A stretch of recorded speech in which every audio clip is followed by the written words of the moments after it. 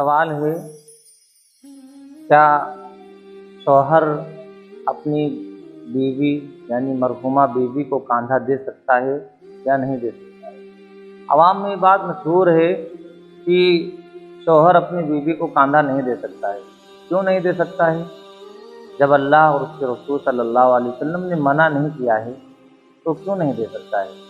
एक बीवी वफादारी की ज़िंदगी गुजार करके साथ में रही है और अब वो दुनिया से जा रही है, पराए कांधा दे रहे हैं, एक शौहर कांधा नहीं दे सकता है, बल्कि उसका देना ज़रूरी है। और ऐसे ही ये भी मशहूर है कि शौहर कब्र में बीवी को ले करके नहीं उतर सकता है, कि जो महारिम है, रिश्तेदार हैं, जैसे लड़का है, लड़के के साथ वो कब्र में उतर सकता है।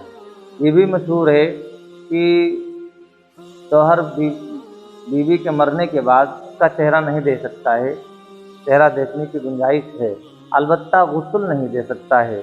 लेकिन अगर कोई ना हो तो वहाँ पर उसकी भी गुंजाइश है कि वो गुस्ल देगी।